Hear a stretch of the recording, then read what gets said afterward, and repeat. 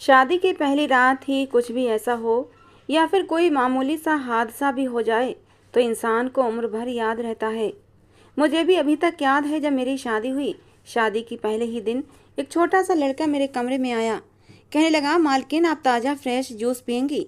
मैंने कहा हाँ। उसने बड़े प्यार और लगाव से मुझसे पूछा था तो मैं उसे मना नहीं कर पाई थी। मैंने उसको हाँ में जवाब दिया, लेकिन मैं नहीं जानती थी ये लड़का कौन है। मैं तो ये समझी थी ये बच्चा या तो मेरा देवर होगा या फिर मेरे पति का कोई जानने वाला। लेकिन थोड़ी देर के बाद वो जूस लेकर आया तो उसकी जबान, बोल चाल, उठना बैठना सब कुछ नौकरों वाला लग रहा था। मैंने उससे कोई ज़्यादा बातचीत नहीं की थी, लेकिन मैं अंदाजा कर चुकी थी कि ज़रूर वो इस घर का खानदानी नौकर है। मेरी माँ ने भी मुझे बताया था कि तुम जिस घर में जा रही हो वहाँ पर तुम्हारे आगे पीछे नौकरों की लाइन लगी होगी। अब तो मुझे अपनी माँ की बात पर भी विश्वास आ गया था, लेकिन मुझे मर्द नौकरों से हमेशा से उलझन होती रहती थी। हमारे घर भी एक काम वाली आती थी। इससे पहले एक बड़ी उम्र का आदमी हमारे घर काम करने आता था। उसे मेरे पापा ही लाए थे। हम सब लोग बड़े हुए तो मेरी माँ ने उन्हें कहकर हटवा दिया था, लेकिन अब मैं फिर से एक ऐसे घर में आ गई थी जहाँ पर मर्द नौकर थे। खैर, ये तो छोटा सा बच्चा था, मुझे इससे कोई प्रॉब्लम नहीं थी। मैंने सोचा चलो कोई बात नहीं, मुझे इस बच्चे से क्या परेशानी हो सकती है। अगर ये यहीं पर रहा और काम करते करते इसकी उम्र यहीं पर ज़्यादा हो गई, यानी कि ये 16-17 साल का हुआ, तो मैं इसे इसके घर भेज दूंगी। वैसे भी छोटे बच्चों को ज़्यादा पता नहीं होता।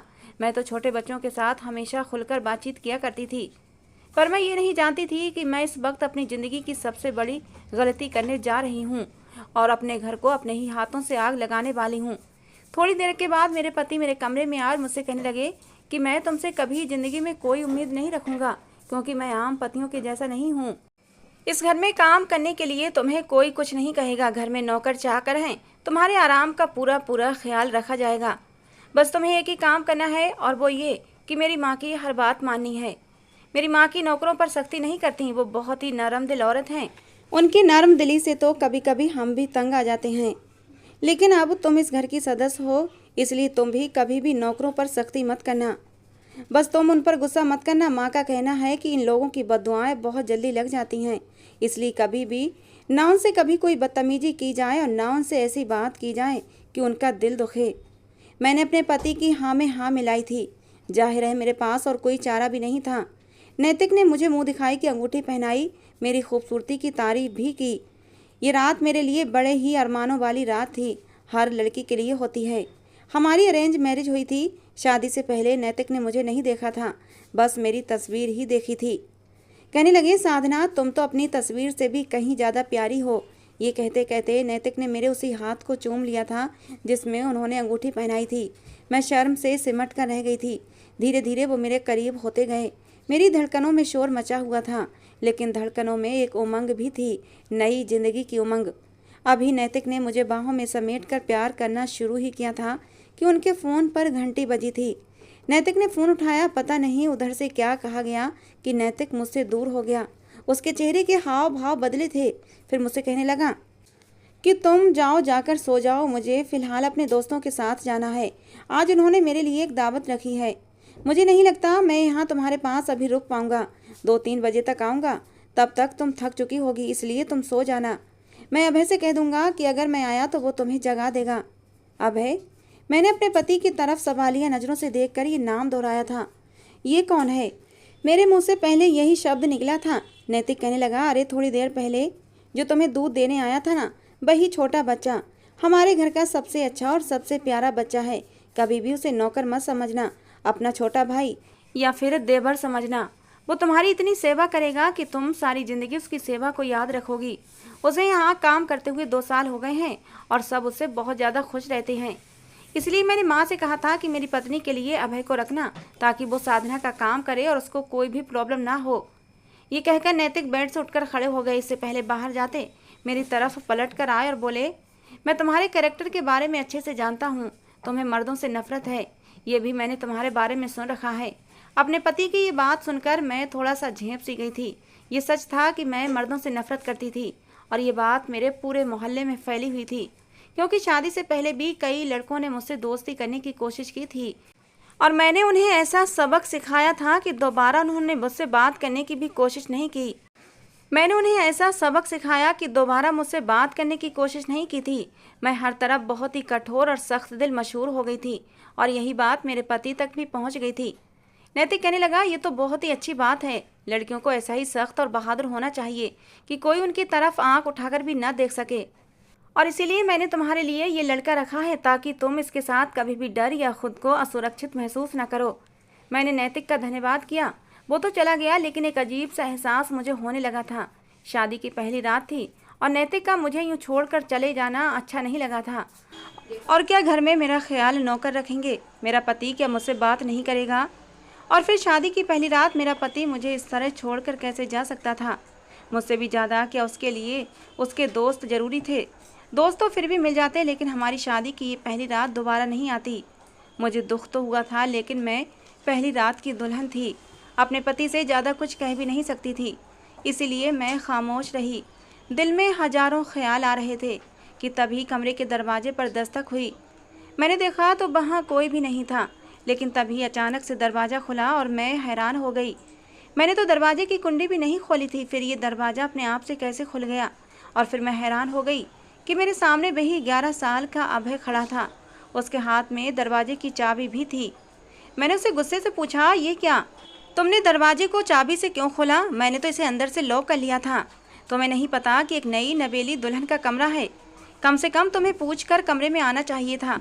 तुम्हें इतना तो पता होगा कि एक नई नवेली दुल्हन के कमरे में इस तरह बिना नॉक के नहीं जाते। तुम्हें एक बार नॉक करना चाहिए था। और देखो, दोबारा से ऐसी हरकत मत करना। मैंने उसे गुस्से से डांटा था तो वो अपने कानों को हाथ लगाकर मुझसे माफ़ी मांगने लगा।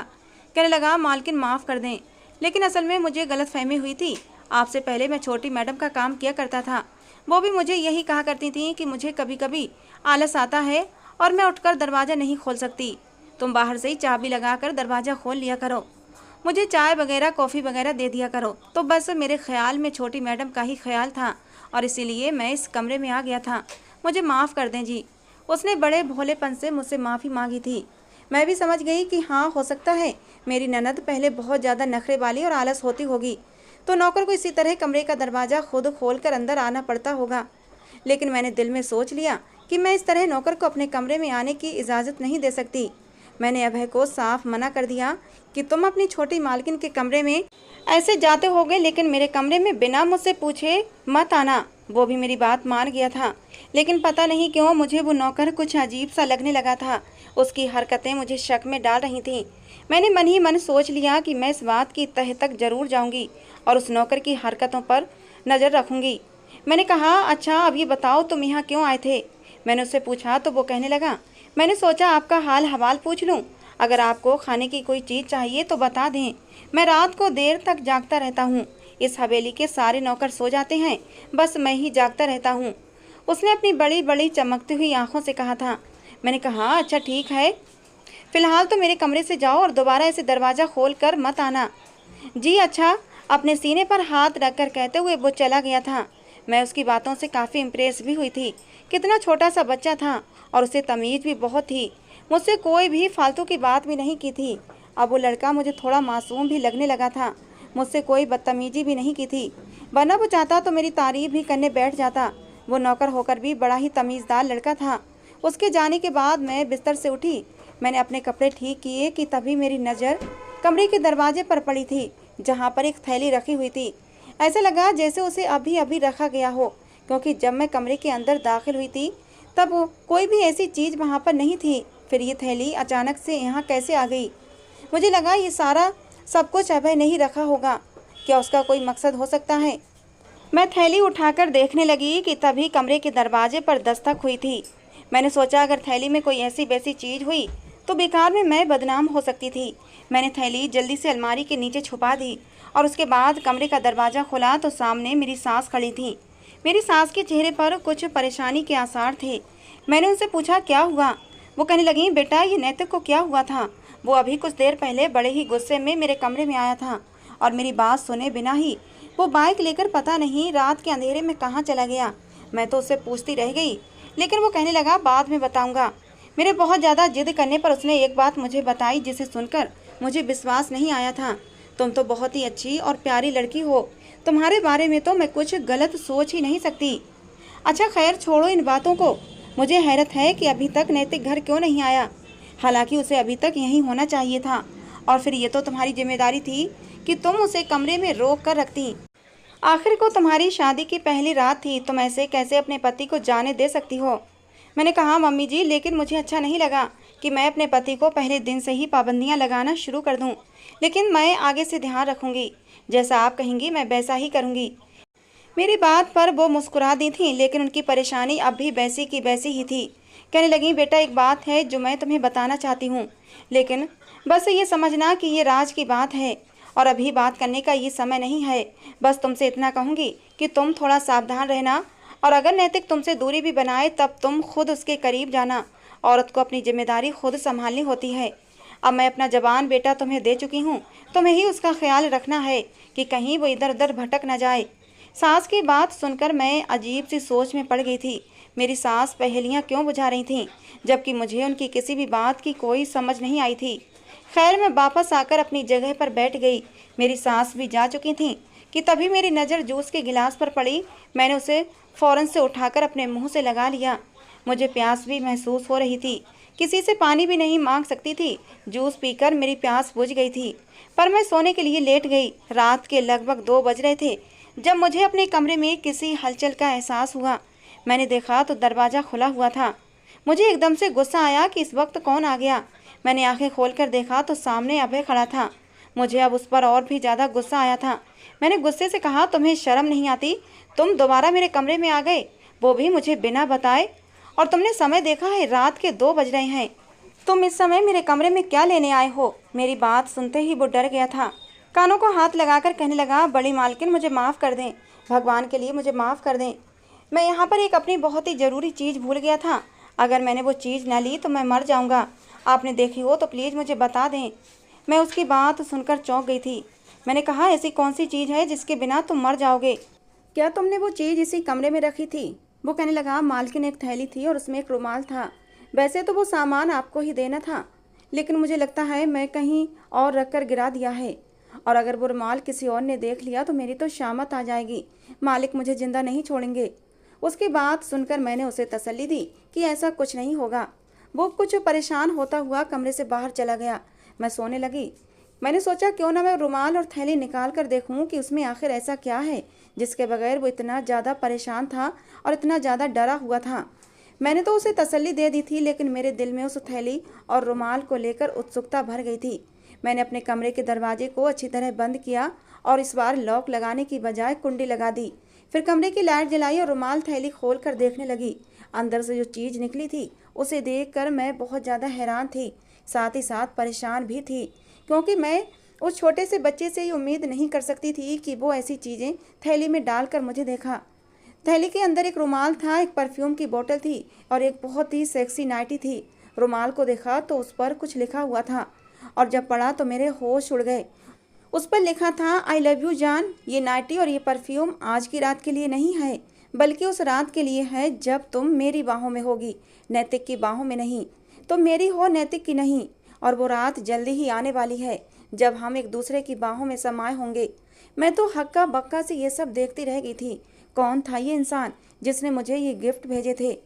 अब मेरे दिल में एक डर बैठ गया था, आखिर की किसकी हरकत थी, क्योंकि अगर मैं लाख उस बच्चे पर शक करूं और ये विश्वास करने की कोशिश करूं कि उसी ने किया है, लेकिन इसके बावजूद भी ये सब कुछ एक बड़ा इंसान ही कर सकता है। एक ऐसा इंसान जो मुझे अच्छी तरह जानता हो। मैंने अपने दिल में ठान लिया कि मैं अब अभय से सारी सच्चाई जान कर रहूँगी। मैं उसके साथ प्यार वाला व्यवहार रखूँगी, जिससे कि वो मुझे अंदर की सारी बातें बता दे।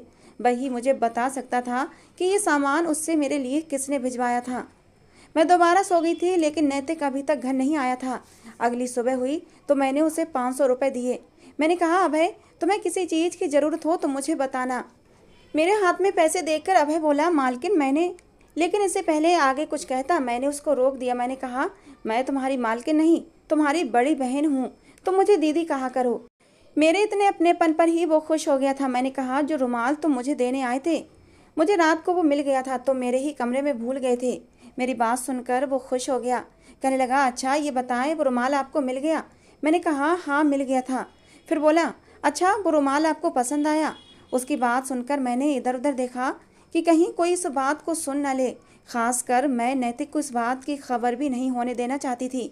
मैंने कहा, हाँ मुझे रुमाल पसंद आया, लेकिन मुझे ये बताओ वो गिफ्ट मेरे लिए कौन लाया था? क्या नैतिक ने दिया था? मेरी बात सुनकर वो थोड़ा सा घबराया था। कहने लगा, नहीं नहीं मालकिन, बड़े भैया ने नहीं दिया था, बल्कि वो तो कोरियर वाला आया था। कोरियर वाले ने कहा था कि सिर्फ दुल्हन को ले जाकर देना है, परिवार के किसी भी सदस्य के हाथ में नहीं जाना चाहिए, इसीलिए वो मैं आपके कमरे में लेकर आया था।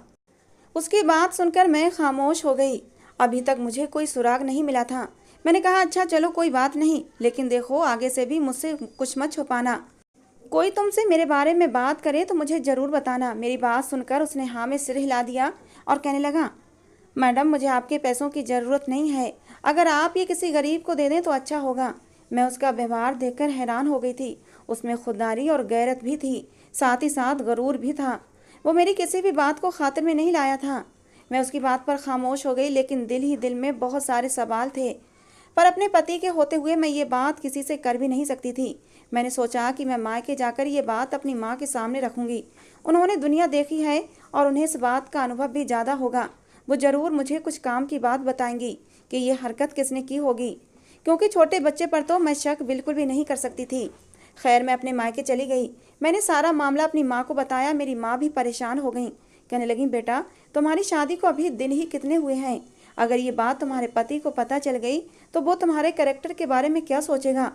वो यही सोचेगा कि हमने तुम्हारी परवरिश अच्छी नहीं की है और तुम नैतिक को धोखा दे रही हो। माँ की बात सुनकर मैं परेशान हुई थी। मैंने कहा, भगवान न करे मम्मी जी, मैं तो अपने पति के अलावा किसी को और के ख्याल भी नहीं लाती।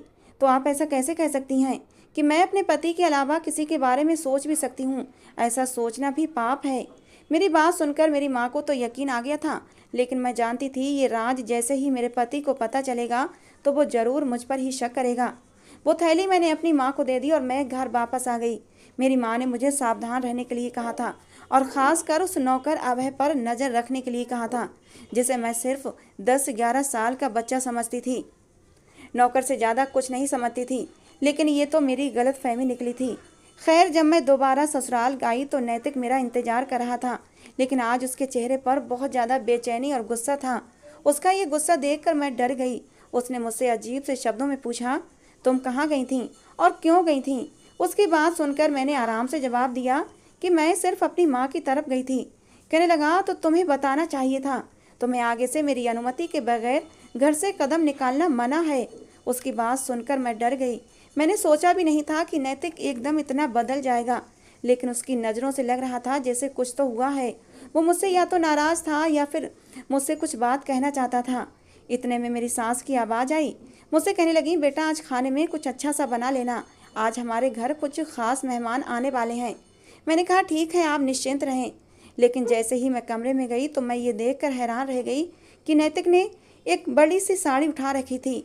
नैतिक कहने लगा, साधना आज तुम ये साड़ी पहनकर मेहमानों के सामने आओगी और देखो घूंघट भी कर लेना। वो बड़े ही गौर से देख रहा था और मैं उलझ गई थी। मैं परेशान हुई। वो कहने लगा, तुम क्या सबके सामने सज संवर कर जाना चाहती हो? क्या तुम सबको अपनी खूबसूरती दिखाना चाहती हो? मैंने कहा, नहीं ऐसी तो कोई बात नहीं, लेकिन नई नवेली दुल्हन ने तो हमेशा तैयार ही रहना होता है। आप जो कह रहे हैं वो भी ठीक है, आप जैसा कहेंगे मैं वैसा ही पहन लूँगी। मेरी बात सुनकर वो खुश हो गया, लेकिन अभी भी थोड़ा परेशान लग रहा था, जैसे वो मेरे बारे में कोई बात जानता था जिसके बारे में उसे शायद विश्वास नहीं था। खैर मैंने सब्र से काम लेना था, इसलिए मैं खामोश रही। मैंने नैतिक से पूछा कि खाने पर कौन कौन आ रहा है। मेरी बात सुनते ही नैतिक के हाव भाव बदले थे। बोला, जो भी आए तुम्हें उससे मतलब नहीं होना चाहिए। तुम औरतों से मिलो या मर्दों से, तुम्हारे पहनावे में कोई फ़र्क ना आने पाए। मैंने कहा, ठीक है, लेकिन मैं तो इसलिए पूछ रही थी ताकि मेहमानों का अंदाज़ा हो जाए और मैं उसी हिसाब का खाना बना सकूं। मैं अपनी बात कहकर खामोश हो गई थी, लेकिन नैतिक अब भी मुझे शक भरी नज़रों से देख रहा था। आधे घंटे बाद मेहमान आ गए। मैंने खाना लगाया तो मेहमानों में काले रंग के कपड़े पहने एक लड़का भी मौजूद था। मैं उसे देखकर अजीब सी घबराहट का शिकार हुई थी, क्योंकि वो लगातार मुझे ही देखे जा रहा था जैसे वो मुझे पहले से जानता हो। मैं परेशान हुई थी, लेकिन नैतिक को ये बात मैंने महसूस नहीं होने दी और ना ही मैंने उस लड़के की तरफ देखा था। नैतिक ने मुझे ये बात नहीं बताई थी कि उसके कौन कौन से रिश्तेदार हैं और कौन क्या लगता है। मैंने भी खामोशी से खाना उन लोगों के सामने लगाया और उनके साथ ही बैठकर मैं भी खाना खाने लगी। मेहमानों से पूछ भी रही थी अगर उन्हें किसी चीज़ की ज़रूरत हो तो वो मुझे बता दें।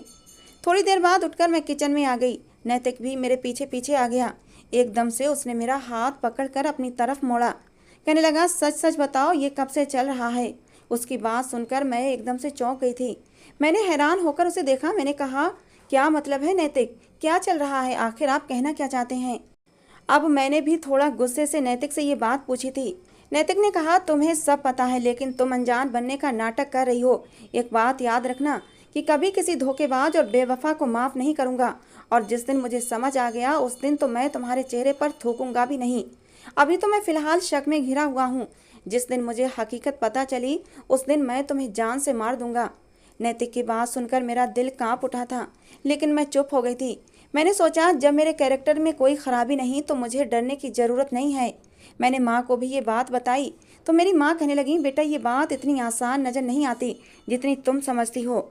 इसके पीछे ज़रूर कोई ना कोई राज है जो तुमसे छुपाया जा रहा है, वरना कोई भी इंसान अपनी शादी के फ़ौरन बाद अपनी पत्नी से ऐसे दिल दुखाने वाली बातें नहीं करता, और वो भी मेरे दामाद जैसा। क्योंकि मेरा दामाद तो लाखों में एक है। हर किसी ने उसकी तारीफ़ की थी। बहुत ही प्यार मोहब्बत वाला लड़का है। ज़रूर उसके किसी ने कान भरे होंगे। तुम अपने आसपास नज़र दौड़ाओ, देखने की कोशिश करो कि कहीं कोई ऐसी चीज़ मिले जो इस राज से पर्दा हटा सके। या फिर तुम ऐसा करो, नैतिक से ही पूछने की कोशिश करो कि आखिर बात क्या है। तुम दोनों पति पत्नी हो और आपस में विश्वास की डोर टूटना नहीं चाहिए। इस तरह शक करने से घर नहीं बसते। लेकिन मैंने कहा, मम्मी जी नैतिक तो मुझसे कोई बात ही नहीं करना चाहते। उनका व्यवहार मुझसे उखड़ा उखड़ा रहता है। मैं कोई बात करती भी हूँ तो काट खाने को दौड़ते हैं। तभी मुझे वो थैली याद आई। मैंने सोचा वो मैं अपने पति को दे देती हूँ और उनसे कहती हूँ कि किसी ने मुझे अभय के जरिए भिजवाई थी। लेकिन फिर सोचा बेकार में एक नया तमाशा लग जाएगा। एक दिन अभय मेरे कमरे में आया। कहने लगा, दीदी मैं आपसे एक बात कहना चाहता हूँ। अगर आपको मुझ पर विश्वास नहीं तो आप जाकर बड़े भैया से पूछ लेना, लेकिन अभी आप मेरे साथ चलें। मैं आपको बाहर लेकर जाना चाहता हूँ। लेकिन मैंने कहा, अभय लेकिन तुम मुझे बाहर क्यों लेकर जाना चाहते हो? क्या तुमसे तुम्हारे मालिक ने कहा है? मेरी बात सुनकर वो हंसने लगा। कहने लगा, नहीं दीदी मैं आपको साथ लेकर जरूर जाऊंगा, और फिर बाहर बड़े भैया खड़े हैं। मैं सिर्फ बाहर दरवाजे तक ही आपको लेकर जाऊंगा, वहाँ से बड़े भैया ही आपको ले जाएंगे। मैंने कहा, बड़े भैया यानी नैतिक? कहने लगा, हाँ हाँ दीदी मैं उन्हीं को तो बड़े भैया कहता हूँ। वो कार में आपका इंतजार कर रहे हैं। मैं उसकी बात से शक में पड़ गई थी। मैंने अपनी सास से जाकर पूछा कि अभय मुझसे कह रहा है कि नैतिक बाहर मेरा इंतजार कर रहे हैं। क्या वाकई उन्होंने ऐसी बात आपसे की थी? क्योंकि नैतिक ने तो मुझसे ऐसा कुछ भी नहीं कहा। मुझे कुछ ना कुछ दाल में काला लग रहा था, क्योंकि अगर नैतिक को मुझे बाहर बुलाना होता तो वो मुझे फ़ोन कर सकते थे, या फिर पहले से ही कोई ऐसी बात करते। उन्होंने अभय के जरिए मुझे क्यों बुलवाया था? और जब मैंने अपनी सास से ये बात कही तो वो भी चौंक गई थी। अभय मेरे मुंह से ये बात सुनते ही फ़ौरन बाहर भाग गया था, और मेरी सास जब बाहर गई तो बाहर कोई भी नहीं था। अब तो मुझे अभय पर शक होने लगा था। आखिर वो मुझे बाहर क्यों ले जाना चाहता था? इसके पीछे क्या वजह थी? शाम को सारे लोग चाय पीने के लिए छत पर चले गए तो मैंने सोचा आज मैं अभय से सारी बातें क्लियर करूंगी। रोज रोज शक की आग में जलने से अच्छा है कि आज मैं उसे एक कमरे में बंद करके सारी सच्चाई उगलवा लेती हूँ। मैंने ऐसा ही किया। मैंने उसे बहाने से स्टोर रूम में बुलाया कि मुझे कुछ सामान ऊपर रखवाना है, और फिर मैंने उसे स्टोर रूम में बंद कर दिया और बाहर से कमरे को ताला भी लगा दिया। अब वो दरवाज़ा पीटता रह गया। मैं समझ सकती थी वो छोटा बच्चा था, उसका दिल कमज़ोर था, लेकिन मुझे भी अपने कैरेक्टर पर कोई धब्बा नहीं चाहिए था। मैंने सोच लिया था आज मैं उसे सबक सिखाकर रहूँगी। बाहर का दरवाज़ा भी मैंने बंद कर दिया था। अब ऐसे जाली वाला दरवाज़ा खोलकर मैंने पूछा कि जब तक तुम मुझे सच नहीं बताओगे मैं तुम्हें यहाँ से जाने नहीं दूंगी। बताओ आखिर नैतिक मुझ पर शक क्यों करते हैं, और तुम मुझे उस दिन बाहर क्यों ले जाना चाहते थे, और उस थैली और रुमाल का क्या चक्कर है? जब तक तुम मुझे सच्चाई नहीं बताओगे मैं तुम्हें यहाँ से निकलने नहीं दूंगी। फिर चाहे तुम यहाँ पर सड़ सड़ कर मर जाओ। वो छोटा बच्चा था, कब तक इस बात को छुपा सकता था? कहने लगा, मैं ये काम जानबूझकर नहीं करा हूँ। बड़े भैया के एक दोस्त हैं, उन्होंने ही वो थैली मुझे दी थी और कहा था कि आपको दे दूँ। उन्होंने नैतिक भैया से शर्त लगाई थी कि वो आपको अपने प्यार के जाल में फंसा लेंगे। बड़े भैया के दोस्त ने यह भी कहा था कि मुझे तुम्हारी पत्नी साधना बहुत अच्छी लगती है, तुम अपनी पत्नी साधना मुझे दे दो, बदले में मैं तुम्हें मुँह मांगी कीमत दूंगा। ये बात सुनकर बड़े भैया को अपने दोस्त पर बहुत गुस्सा आया था। दोनों की मारपीट भी हुई थी और उन्होंने उससे दोस्ती भी ख़त्म कर ली। लेकिन वो आदमी मुझे पैसे देने लगा, कहने लगा तुम जाकर भाभी को ये थैली और रुमाल दे आओ, उसके बदले में मैं तुम्हें 10,000 दूंगा। 10,000 रुपये तो मैंने ज़िंदगी भर नहीं देखे थे, बस मैं पैसे देखकर बहक गया था। भगवान के लिए मुझे माफ़ कर दें, वरना मैं सारी ज़िंदगी आपकी नज़र में शर्मिंदा रहूँगा। मैंने कहा कि मेरी नज़र में तुम गिर गए हो, लेकिन अब मेरे पति से दूर रहना, वरना उन्हें तुम्हारी हरकत का पता चला कि तुमने शादी की रात मुझे किसी और का तोहफा लाकर दिया तो तुम्हारा बुरा हाल कर देंगे और तुम अपनी नौकरी से भी जाओगे। इसलिए दोबारा से इस बात को अपनी ज़बान पर मत लाना और उस घटिया इंसान से भी कह दो कि वो अपने गंदे इरादे अपने पास तक रखे। मेरे पास पहुंचने की कोशिश की तो मैं उसे छोड़ूंगी नहीं। वो मासूम और बेकसूर था, इसलिए मैंने उसे बाहर निकाल दिया। उस रात जब नैतिक कमरे में आया तो मैंने उसके सामने वो थैली रख दी, जिसे देखकर वो हैरान हुआ था। मैंने उसे सारी बात बता दी कि तुम्हारे दोस्त ने अभय के हाथ ये थैली मुझे भिजवाई थी। पहले मैं शक में थी, मुझे नहीं पता था ये थैली मुझे किसने भिजवाई है, लेकिन मैंने अभय से सारी सच्चाई जान ली है। नैतिक, मुझे तुम पर भी दुख है कि तुमने मुझ पर विश्वास न किया। तुमने कैसे सोच लिया कि तुम्हारा दोस्त मुझे अपने प्यार के जाल में फंसाएगा और मैं उसके प्यार के जाल में फंस जाऊंगी। मैं इतनी लूज कैरेक्टर नहीं हूँ। कहते हुए मेरी आंखों में आंसू भर आए थे। नैतिक को भी अपनी गलती का एहसास हुआ था। उसने आगे बढ़कर मेरे आंसू पोंछ दिए, कहने लगा मुझे माफ़ कर दो साधना, मैं मर्द था। आकाश की बातें मुझे तुम्हारे खिलाफ भड़का देती थीं। मुझे तुम पर शक होने लगता था कि तुम भी दूसरी बेवफा औरतों की तरह होगी, जिनके किस्से मैं सुनता रहता हूँ कि पत्नी अपने पति को छोड़कर उसके दोस्त के साथ भाग गई। मेरी गलती थी जो मैं तुम पर विश्वास न कर सका, मुझे माफ़ कर दो। ये कहते हुए नैतिक ने मुझे गले लगा लिया था। मैं भी अब सुकून से थी कि मेरी ज़िंदगी में अब कोई तीसरा नहीं था। हम दोनों के बीच के शक की दीवार गिर चुकी थी। दोस्तों, आज की हमारी ये कहानी आपको कैसी लगी ज़रूर बताना। पसंद आई हो तो प्लीज़ लाइक करना। रोज़ एक नई कहानी सुनने के लिए हमारे चैनल को भी सब्सक्राइब करना। मिलते हैं दोस्तों अगली किसी नई कहानी के साथ।